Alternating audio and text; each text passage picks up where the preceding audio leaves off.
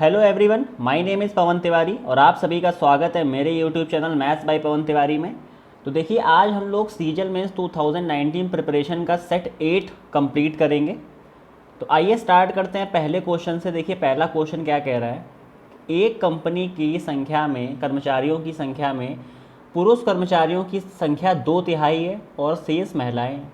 यदि पुरुष कर्मचारियों का 3/8, देखिए इस प्रकार के क्वेश्चन में जिसमें आपको कई भिन्न संख्याएं दी हों, तो उसमें देखिए जो हर होता है आपका, तो 8 है यहाँ पर क्या है 5 है, यहाँ पर क्या है 2/3 मतलब 3 है। यहाँ पर देखिए कुल कर्मचारियों का 7/15 मतलब आपका हर क्या है यहाँ पर 15 है। इसका मतलब है कि आपको इन सभी का एक एलसीएम चाहिए होता है, ठीक है। तो इसका एलसीएम मुझे दिख रहा है 180, तो मैंने क्या मान लिया, लेट कर ली मैंने एक वैल्यू कि 180 आपके कुल कर्मचारियों की संख्या है, ठीक है। अब 180 में देखिए क्या बोला उन्होंने, स्टार्टिंग से देखते हैं कि 2/3 क्या है, 2/3 पुरुष हैं, ठीक है। 2/3 क्या है, पुरुष हैं। तो 2/3 का इसका करेंगे तो कितना हो जाएगा, देखिए इसका हो जाएगा 120। इसका मतलब है कि 60 क्या होंगी, महिलाएं होंगी, ठीक है। अब आगे आते हैं, देखिए यदि पुरुष कर्मचारियों का 3/8, तो यदि पुरुष कर्मचारियों का 3/8 और महिला कर्मचारियों का 2/5 अस्थायी कर्मचारी, देखिए मैं इधर साइड अस्थायी लिख रहा हूँ, ठीक है, और इधर क्या लिखूंगा, इधर स्थायी लिखूंगा। इसी प्रकार इसमें भी करूंगा, इधर स्थायी लिखूंगा और इधर क्या लिखूंगा, अस्थायी लिखूंगा। तो आप लोग याद रखिएगा कि मैं किधर स्थायी और किधर स्थायी लिख रहा हूँ, ठीक है। क्या बोला, 3/8, देखिए इसका 3/8 करेंगे तो कितना आ जाएगा, 45 आ जाएगा। इसका मतलब बाकी कितनी वैल्यू बचेगी, बाकी बचेगी 75, ठीक है। और यहाँ पर क्या बोला, महिला कर्मचारियों का 2/5, 2/5 कितना आ जाएगा, 24 आ जाएगा। इसका मतलब है कि 36 महिलाएं क्या हो जाएंगी, स्थायी हो जाएंगी। आगे क्या बोल रहे हैं कि स्थायी कर्मचारियों की कुल संख्या 740 है। तो स्थायी कर्मचारी देखिए 75 और 36, तो मैं यहाँ लिख लेता हूँ कि 75 और 36 का एडिशन क्या हो जाएगा, 75 36 111 की वैल्यू आपको कितनी गिवन है, 740 गिवन है, ठीक है। आपसे क्या बोला है, तो कुल कर्मचारियों का 7/15, और कुल कर्मचारी कितने, देखिए 180, 180 का 7/15 अगर हम लोग करते हैं 7/15, तो देखिए क्या आ जाएगा, ये कितनी बार जाएगा, 12 बार। 12 सत्ते कितना होता है, 84 होता है। इसका मतलब है कि मुझे क्या चाहिए, 84 नहीं चाहिए। क्या बोला है, 7/15 अस्थाई महिला कर्मचारियों से कितना अधिक है। देखिए अस्थाई महिला कर्मचारी कितनी है, 24, 24 से ये कितना अधिक है, 24 से कितना अधिक है, ये 60 अधिक है। इसका मतलब है अपने को क्या चाहिए, 60 की वैल्यू चाहिए। तो काफ़ी ज़्यादा अच्छा क्वेश्चन था ये। सबसे पहले मैंने 180 सपोज किया, उसके बाद देखिए यहाँ पर 2/3 पुरुष, ये देखिए क्या है, ये मेल है और ये क्या है, फीमेल है। उसके बाद में मेल और फीमेल को अलग अलग कैटेगराइज किया गया है। उसके बाद क्या बोला लास्ट में, कुल कर्मचारियों का 7/15 वो कितना है, 84 महिला कर्मचारियों से, अस्थाई महिला कर्मचारी जो कि कितनी है, 24 से कितना अधिक है। इसका मतलब कितना अधिक है, 60 अधिक है। तो अपने को क्या चाहिए, 60 की वैल्यू चाहिए।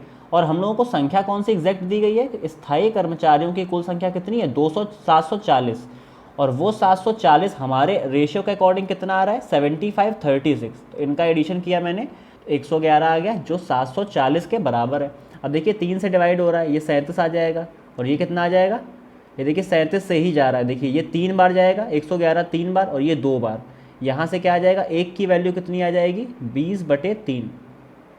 अपने को किसकी वैल्यू चाहिए, अपने को चाहिए 60 की वैल्यू, ठीक है। 60 की वैल्यू क्या, 60 का दोनों तरफ मल्टीप्लाई कर देंगे। देखिए तो मैं लिख देता हूँ यहाँ पे 60 की वैल्यू आ जाएगी 60 × 20/3, ठीक है। देखिए यहाँ से 20 बार चला जाएगा, 20 का 20 मल्टीप्लाई करेंगे तो 400 आंसर आ जाएगा। तो देखिए इस तरीके से वैल्यू पुट करके आपको आंसर आ सकता है। अगर आपको एक बार में समझ में नहीं आया तो इसको एक बार और रिपीट करके आप देखिएगा।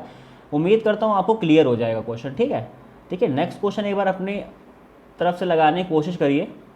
ओके, अब आपको दिख रहा होगा।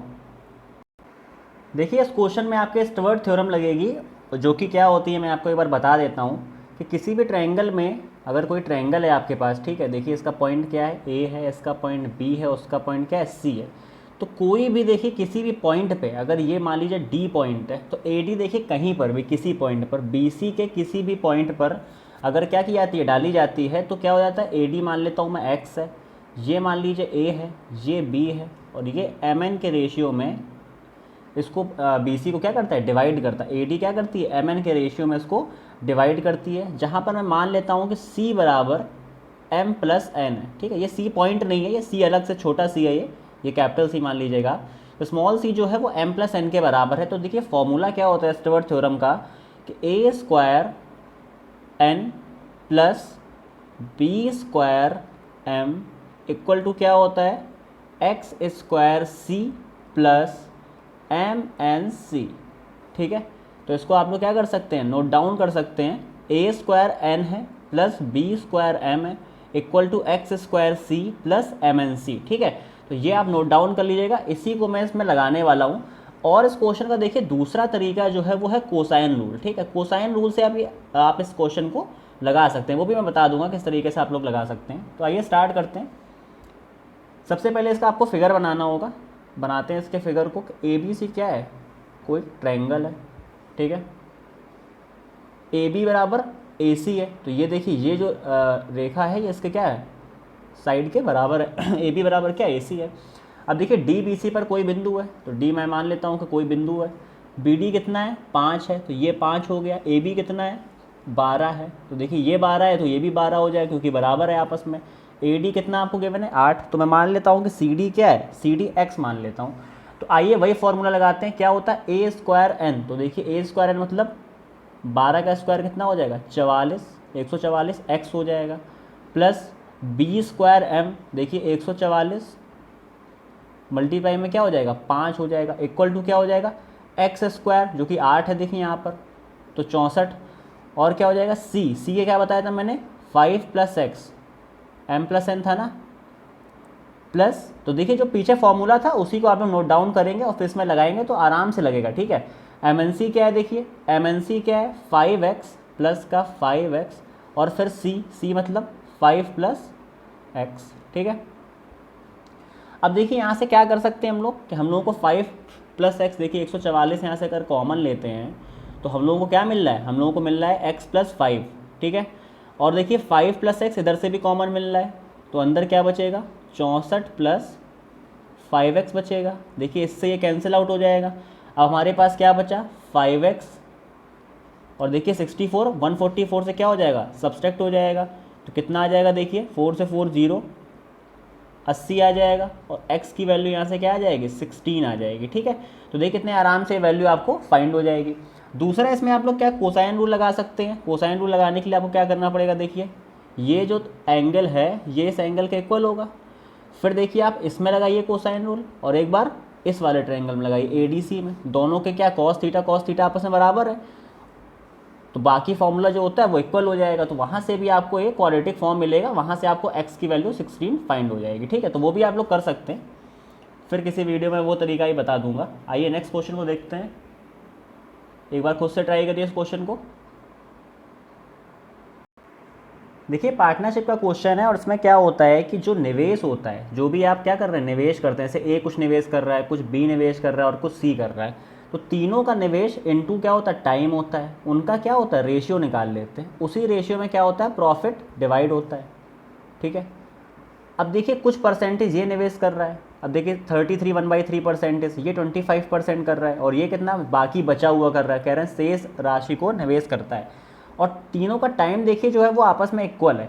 इसका मतलब हम लोग ये कह सकते हैं कि जिस परसेंटेज में ये निवेश कर रहे हैं उसी परसेंटेज में इनका जो लाभ होगा वो डिवाइड हो जाएगा आपस में। तो देखिए क्या पूछा है हम लोगों से, लाभ में ए का कितना हिस्सा है और ए ने कितने % निवेश किया है 33 1/3 और ये कितना होता है आपको पता होगा, ये होता है 1/3। तो 1/3 इसको प्रॉफिट मिलेगा टोटल में। तो देखिए कितना प्रॉफिट टोटल 1,62,000, 1,62,000 का 1/3 अगर आप निकालेंगे तो आपको कितना मिल जाएगा 54,000, ठीक है। और यही आपका क्या हो जाएगा आंसर हो जाएगा। आइए नेक्स्ट क्वेश्चन को देखते हैं, नेक्स्ट क्वेश्चन क्या कह रहा है, एक बार खुद से ट्राई करिए आप इस क्वेश्चन को। देखिए इस क्वेश्चन में क्या कह रहे हैं कि एक वृत्त है, मैंने एक वृत्त को बना लिया, उसके बाद क्या बोल रहे हैं ए बी और डी सी दो जीवाएँ हैं। तो देखिए प्रोड्यूस की जब बात करते हैं तो मुझे कुछ इस तरीके से जीवाओं को बनाना पड़ता है, ठीक है। आप लोग भी ध्यान दीजिएगा, इस तरीके से बनाएंगे तभी देखिए इस पॉइंट पर यहाँ पर पास में काटेगा। अगर आप इसको ऊपर ऊपर बना देंगे तो काफ़ी आगे जाके काटेगा, आपकी कॉपी के बाहर निकल जाएगा, तो वो आपको नहीं करना है, आपको कॉपी के अंदर रखना है। तो ए बी और डी सी कहाँ पर काट रहे हैं, पी पर मिलते हैं, ठीक है। आगे क्या बोल रहे हैं कि पी सी आपको 5.6 गिवन है, तो पी सी 5.6 गिवन है, पी बी कितना है 6.3 है, तो पी बी 6.3 है। ए बी देखिए कितना आपको गिवन है 7.7 गिवन है 7.7। तो आपको सी डी की लंबाई देखिए, सी डी मैंने क्या मान लिया x। तो देखिए बहुत ही सिंपल सा थ्योरम होता है, क्या होता है पी सी गुणे पी डी इक्वल टू क्या होता है पी बी, इधर मल्टीप्लाई किसका हो जाएगा पूरा होता है पी ए। ठीक है, तो आइए करते हैं इसको। तो पी सी देखिए आपको कितना गिवन है, पी सी गिवन है आपको 5.6। उसके बाद पी डी, तो पी डी पूरा कितना हो जाएगा देखिए x प्लस 5.6 हो जाएगा। ठीक है, उसके बाद क्या कह सकते हैं देखिए, या फिर मैं क्या करता हूँ x पूरे को मान लेता हूँ, पूरे को मैं क्या मान लेता हूँ x मान लेता हूँ। उससे क्या हो जाएगा कैलकुलेशन देखिए थोड़ा सा आपका इजी हो जाएगा। तो पूरा क्या x है, बाद में जो भी हमारी x की वैल्यू आएगी उससे मैं क्या करूँगा 5.6 को घटा दूंगा, तो आपका आ जाएगा आंसर। ठीक है, तो मैं पूरे को x मान लेता हूँ। पी बी कितना आपको गिवन है देखिए 6.3 गिवन है, और आपको पी ए कितना गिवन देखिए, पी ए पूरा आपको ऐड करना पड़ेगा। तो 7.7 0.3 8 8 6 14, तो यहाँ पर कितना हो जाएगा 14 हो जाएगा। अब देखिए इस पॉइंट से ये पॉइंट कैंसिल आउट हो रहा है, ये देखिए 7 से जा रहा है 8 बार, और ये 7 से कितनी बार जाएगा 9 बार जाएगा। एक्स की वैल्यू देखिए कितनी आ रही है यहाँ से आपकी 9 इंटू कितना 14/8। देखिए ये 4 2 से जाएगा तो ये 7, यहाँ से आपका आ रहा है 63/4। ठीक है, x का देखिए यहाँ पर वैल्यू कितना आ जाएगा, 4 से अगर आप 63 को डिवाइड करेंगे तो देखिए 1 बार जाएगा, फिर 2 5 बार जाएगा। ठीक है, 4 एकम 4 देखिए 20, उसके बाद कितना 75, इतना आपका आ जाएगा। ये आपकी x की वैल्यू आई, सॉरी ठीक है, ये आपकी कितनी है x की वैल्यू आई। आपको क्या मैंने बोला था कि 5.6 को आपको इसमें से सब्ट्रैक्ट करना पड़ेगा, तभी तो देखिए आपको सी डी मिलेगी। तो आइए सी डी निकालते हैं। सी डी की वैल्यू कितनी आ जाएगी देखिए, जब आप 15.75 में से कितना घटा देंगे 5.6 अगर आप जब हटाएंगे तो कितना मिल जाएगा देखिए 5 1, यहाँ पर कितना मिल जाएगा 10, तो देखिए 10.15 जो कि आपका राइट आंसर है। ठीक है, तो ये आपका प्रोसेस था इस क्वेश्चन को करने का। आइए देखते हैं नेक्स्ट क्वेश्चन को। इस क्वेश्चन को आप लोग खुद से एक बार ट्राई करिए वैल्यू पुटिंग से। ठीक है, उसके बाद मैं आपको करके बताता हूँ। देखिए इस क्वेश्चन में क्या है, आपको देखिए सारी क्या वैल्यूज़ दी गई, तो आपको यहाँ पर केवल ये देखना है कि फाई इक्वल टू अगर मैं 45 डिग्री रख दूँ तो क्या कोई प्रॉब्लम हो रही है मुझे निकालने में, कोई प्रॉब्लम नहीं हो रही। देखिए ये 1 हो जाएगा, प्लस का 1 हो जाएगा, देखिए कॉट 45 भी 1 होता है, उसका स्क्वायर करेंगे तो भी 1 रहेगा। ठीक है, अब देखिए सेक 45 कितना होता है √2 होता है, तो √2 का क्या हो जाएगा स्क्वायर हो जाएगा। उसी प्रकार कॉसेक 45 भी क्या होता है √2 होता है, उसका स्क्वायर कर देंगे। यहाँ से देखिए 2 आ जाएगा, यहाँ से कितना आ रहा है आपका देखिए 2 × 2 4 आ जाएगा, माइनस का 2। तो देखिए बहुत ही सिंपल क्वेश्चन था ये। आइए नेक्स्ट क्वेश्चन पे मूव करते हैं। नेक्स्ट क्वेश्चन देखिए क्या कह रहा है। नेक्स्ट क्वेश्चन देखिए एलसीएम एचसीएफ का है, और ये क्वेश्चन काफ़ी अच्छा क्वेश्चन कहा जाता है। ठीक है, तो आइए स्टार्ट करते हैं। आपको क्या दिया गया है, आपको एचसीएफ गिवन है, तो क्या होता है फॉर्मूला देखिए a × b, मतलब पहली संख्या, केवल मैं पहली लिख देता हूँ, संख्या आप लोग मान लीजिएगा, पहली इंटू दूसरी संख्या बराबर क्या होता है एचसीएफ इंटू एलसीएम। तो देखिए l × m मान लेता हूँ।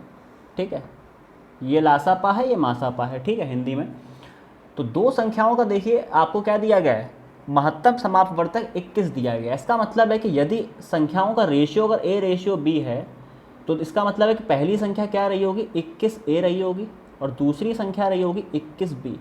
ठीक है, इसके लिए देखिए आपको बेसिक समझना पड़ेगा। कुछ लोगों को अगर बेसिक क्लियर है तो उनको मेरी बात ज़्यादा समझ में आएगी। ठीक है, बाकियों को मैं समझाने की कोशिश करता हूँ कि अगर आपको किन्हीं भी दो संख्याओं का देखिए रेशियो a/b है, क्योंकि देखिए इसमें से जो हाईएस्ट कॉमन फैक्टर है वो 21 निकल चुका है। ठीक है, जैसे मैं बात करूं कि 6 और 10, इसका भाई आप बताइए एचसीएफ क्या है, तो आप कहेंगे कि इसका एचसीएफ कितना है 2 है। तो इसका मतलब है कि अगर मैं कहूं कि 3/5 ये a/b है, तो देखिए 2 इसका एचसीएफ है, 2 का मल्टीप्लाई कर दीजिए तो देखिए 6 मिल जाएगा आपको, और 2 का मल्टीप्लाई 5 में करने पर 10 मिल जाएगा। तो उसी प्रकार देखिए आपकी एक संख्या 21a है, 21b है। आपको देखिए क्या गिवन है कि l जो है, देखिए लघुत्तम समापवर्तक जो आपका l है वो आपको क्या दिया गया है कि m का 221 गुना है, मतलब ये आपको m गुणे 221 दिया गया। तो यहाँ पर रखना पड़ेगा आपको m गुणे 221, और यहाँ पर देखिए m रखा हुआ। अब आपको m की वैल्यू भी गिवन है, कितनी गिवन है 21 गिवन है। देखिए तो आप 21 यहाँ पर रख देंगे। इतना देखिए करना नहीं होता है, बट मैं आपको समझाने के लिए बता रहा हूँ। जब आपको ज़्यादा क्लैरिटी होगी इस चैप्टर की तो आप बहुत तेज़ी से सवालों कर सकते हैं। ठीक है, देखिए 21 से 21 कैंसिल आउट, 21 से 21 कैंसिल आउट, केवल क्या बचा AB बराबर 221। ठीक है, अब देखिए यहाँ पर बात फंसती है कि 221 को आपको तुरंत देखना पड़ेगा कि किन दो संख्याओं का मल्टीप्लाई है। तो देखिए किन दो संख्याओं का मल्टीप्लाई है, जहाँ तक ये 17 इंटू 13 का, 17 था 51, 5 17 17 5 22, ठीक है। तो 17 और 13 का क्या है, मल्टीप्लाई है। अब देखिए आपसे क्या बोला, मैंने बोला था ना कि ए और बी में आपको क्या करना पड़ेगा, 21 का मल्टीप्लाई करना पड़ेगा। देखिए 21 का मल्टीप्लाई इसमें करना पड़ेगा और 21 का इसमें करना पड़ेगा। इन दोनों के मल्टीप्लाई से एक संख्या मिलेगी और इन दोनों के मल्टीप्लाई से एक संख्या मिलेगी। तो ये आपकी पहली संख्या और ये आपकी क्या हो जाएगी, दूसरी संख्या हो जाएगी। क्या बोल रहे हैं कि 200 और 300 के बीच इनकी कोई संख्या है। तो देखिए मल्टीप्लाई करके देखते हैं कि कौन सी संख्या 200 और 300 के बीच में है। तो देखिए 17 एकम 17, उसके बाद 1 17 34 से 357। तो ये देखिए आपकी 300 के आगे निकल के, इसका मतलब इससे मुझे मतलब नहीं है, मुझे किससे मतलब है, दूसरी संख्या से। तो देखिए 13 एकम 13, 1 13 दूनी 26 1 27, देखिए 273। ये देखिए 200 और 300 के बीच में है। इनका क्या निकालना है, मुझे अंकों का योग निकालना है। देखिए तो इनके अंकों का योग कितना आ रहा है, 12 आ रहा है। और देखिए 12 ही आपका 7 3 10 2 12, 13 कम 13, 13 दूनी 26 1 27, 7 2 9 3 12। तो आंसर इसका कितना आ रहा है, 12 आ रहा है। सॉरी देखिए इन्होंने पूछा है कि दूसरी संख्या के अंकों का योग, मतलब एक संख्या क्या है 200 और 300 के बीच में, जो कि कौन सी थी, 17 गुणे 21। थोड़ा सा मिस्टेक हो गई यहाँ पर, मैंने क्वेश्चन को लास्ट में सही से नहीं पढ़ा। 13 गुणे 21, ठीक है। तो आपकी दो संख्याएं क्या आई थी, 17 एकम 17, 17 14 357 आई थी। और एक संख्या आपकी क्या आई थी, 13 एकम 13 273। तो वो ये कह रहे हैं कि एक संख्या कौन सी है 200 और 300 के बीच में, लेकिन उसका हमको सम नहीं चाहिए, हमको सम चाहिए दूसरी संख्या के अंकों का योग। तो इनको इस संख्या का योग चाहिए। तो इसका योग कितना आ रहा है, 15 आ रहा है, ठीक है। तो राइट आंसर क्या है, 15 है। तो ये भी देखिए यहाँ से पता चलता है कि क्वेश्चन को आपको अच्छी तरीके से पढ़ना है, नहीं तो पेपर में आप गलती कर सकते हैं, ठीक है। नेक्स्ट क्वेश्चन में मूव करते हैं। नेक्स्ट क्वेश्चन देखिए क्या कह रहा है आपसे, x को ए बी सी में विभाजित किया जाता है। तो आपने क्या किया, x को ए बी और c में क्या कर लिया, विभाजित कर लिया। a और b का रेशियो कितना गिवन है आपको, 6:7 गिवन है। b और c का रेशियो कितना गिवन है, 3:2 गिवन है। अब आपको पता होगा कि इनको आपस में इक्वल करना होता है, देखिए रेशियो में। तो देखिए ऊपर मैं क्या करता हूँ, 3 का मल्टीप्लाई कर देता हूँ, तो देखिए 21 बन जाएगा। नीचे किसका कर देता हूँ, 7 का। तो देखिए रेशियो क्या मिल जाएगा, 18 21 और कितना 14, ठीक है। देखिए 21 दोनों बराबर हो गया, 3 का 6 में 18 और 2 का 7 में 14। ये आपको रेशियो मिल गया। अब आपसे क्या बोल रहे हैं कि ए और सी की अंतर कितना दिया गया है, 540। अब देखिए ये अंतर कितना है यहाँ पर आपको मिल रहा है, 4 मिल रहा है अंतर। तो 4 की वैल्यू कितनी गिवन है आपको, 540 गिवन है। तो आपको 1 की वैल्यू कितनी मिल गई, 1 3 और 5, ठीक है। 135 मिल गई आपको 1 की वैल्यू। आपसे क्या पूछा है, x का मान बताइए। और देखिए x क्या है, इन तीनों का योगफल तो x है ना, क्योंकि उसी को तो ए बी सी में डिवाइड किया गया था। तो इसको देखिए 21 8 29 39 4। तो आपको क्या निकालनी है, 53 की वैल्यू निकालनी है। किसकी वैल्यू निकालनी है, 53। तो देखिए 53 का जब आप मल्टीप्लाई करेंगे 135 में, तो आपको क्या मिल जाएगा, 71 55, ठीक है। करके देख लीजिएगा आप लोग, यही आंसर आएगा, क्योंकि हम लोग का तरीका बिल्कुल सही है, तो आंसर बिल्कुल वही आना चाहिए, ठीक है। आइए नेक्स्ट क्वेश्चन पे मूव करते हैं। नेक्स्ट क्वेश्चन देखिए क्या कह रहा है, एक बार आप लोग खुद से ट्राई करिए इस क्वेश्चन करने के लिए। तो देखिए क्वेश्चन क्या कह रहा है कि ए बी सी और डी बी सी समान आधार बी सी पर है। तो मैं मान लेता हूँ कि ये बी सी है, ठीक है। इस पर क्या है, इस पर एक ये एंगल बना हुआ है, ट्रायंगल बना हुआ है, एक ट्रायंगल ये बना हुआ है, ठीक है, कुछ इस तरीके से। और ये आपस में देखिए क्या हो रहा है, ये ए है, ए बी सी है, और ये डी बी सी है। उन्होंने बोला कि बी सी जो है इसका समान आधार है, इसकी विपरीत भुजाओं पर है। एडी और बीसी एक दूसरे को ओ पर काटते हैं। तो देखिए एडी और बीसी क्या कर रहे हैं, एक दूसरे को ओ पर काट रहे हैं, ठीक है। एओ कितना दिया गया है आपको, ए दिया गया, इसकी पूरी लेंथ कितनी दी गई, ए दी गई है। और डीओ कितना दिया गया है, देखिए बी दिया गया है, ठीक है।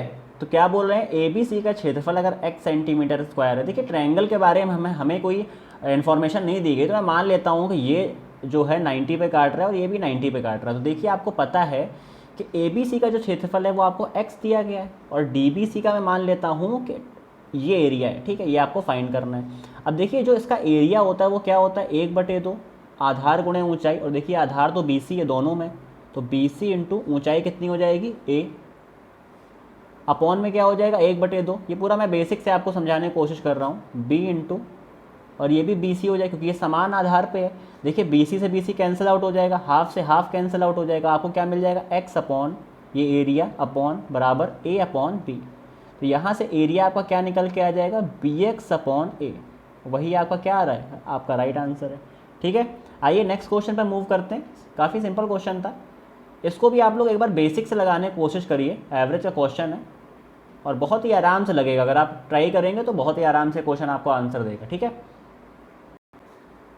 तो देखते हैं इस क्वेश्चन को। देखिए क्वेश्चन क्या कह रहा है कि किसी समूह में विद्यार्थियों की किसी निश्चित संख्या का, तो मैं मान लेता हूँ कि वो निश्चित संख्या कितनी है, n है, ठीक है, इक्वल टू कितना है, एवरेज कितना है 72। तो आपको पता है कि x1 से लेके ये पूरा एडिशन होता है xn तक, ठीक है, xn नंबर तक ये एडिशन होता है। तो यहाँ से आपको इसकी वैल्यू कितनी मिल जाएगी, x1 से लेके xn तक की अगर मैं कहूँ कि क्या वैल्यू है, प्लस साइन लग जाएगा, 72n, ठीक है। तो ये वैल्यू होती है। अब देखिए आपको ये एडिशन पता चल गया, तो मैं लिख लेता हूँ कि 72n, ठीक है, क्या है, एडिशन है। अब आपसे क्या बोल रहे हैं कि इस एडिशन में से 78 kg के औसत वजन वाले 10 विद्यार्थी छोड़ देते हैं समूह को। देखिए छोड़ने का मतलब क्या होता है कि 70 माइनस करेंगे कितना, 78 इंटू 10। उसके बाद क्या बोल रहे हैं कि 80 किलोग्राम औसत वजन वाले 4 विद्यार्थी समूह में शामिल हो जाते हैं। इसका मतलब इसे प्लस करेंगे क्योंकि शामिल हो रहे हैं, यहाँ पर छोड़ रहे थे इसलिए मैंने माइनस कर दिया था। तो 80 गुणे 4, अब अपॉन में देखिए नंबर क्या लिखेंगे, पहले तो n था नंबर, लेकिन अब क्या हुआ कि n में से -10 चले गए और फिर +4 आ गए। इसका मतलब है कि n-6 अब नंबर बचा हुआ है। इधर क्या बोल रहे हैं कि औसत जो है वो 0.7 कम हो गया। तो पहले कितना था, 72 था, तो अब कितना हो गया, 71.3। कितना, 0.7 कम हुआ है ना, तो 71.3 हो गया, ठीक है। आइए अब आगे करते हैं इस क्वेश्चन को। अब इसमें कुछ भी नहीं बचा है। देखिए 72n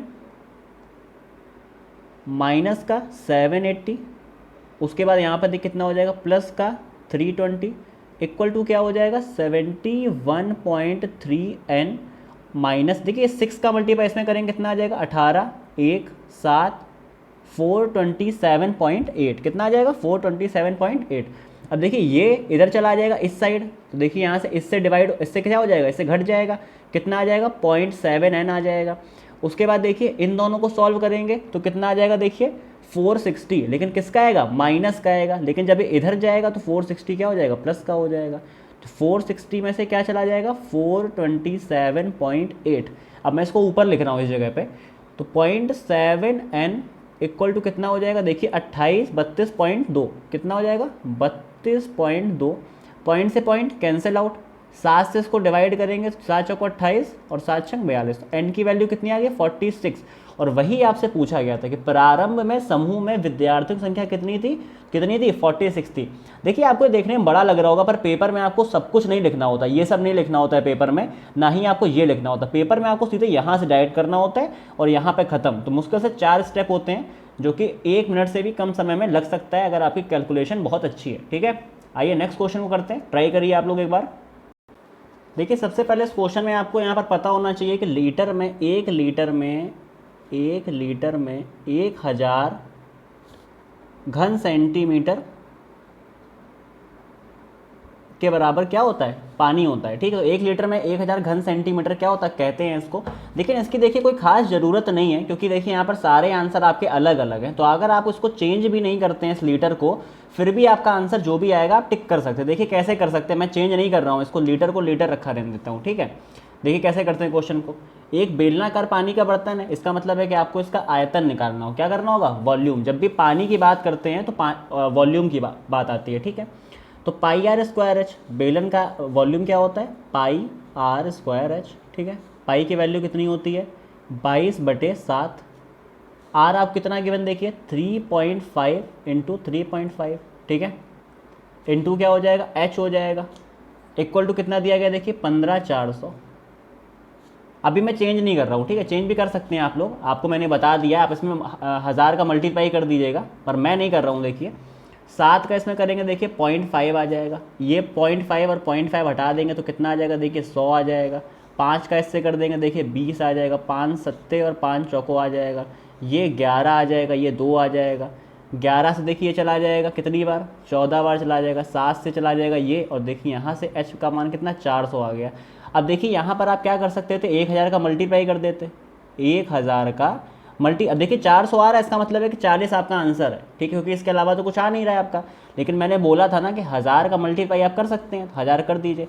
अब ये 2 मीटर थे, क्या है, ये 2 मीटर, इनको चेंज करेंगे तो 100 करते हैं ना डिवाइड, उस 100 से क्या ये 2 जीरो आपके चले जाएंगे, तो कितना आ जाएगा 40 सेंटीमीटर आपका राइट आंसर आ जाएगा। ठीक है, तो आज का ये लास्ट क्वेश्चन था।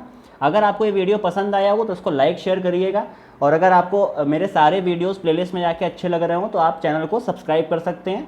तो आज का वीडियो इतना ही। Thank you so much for watching this video.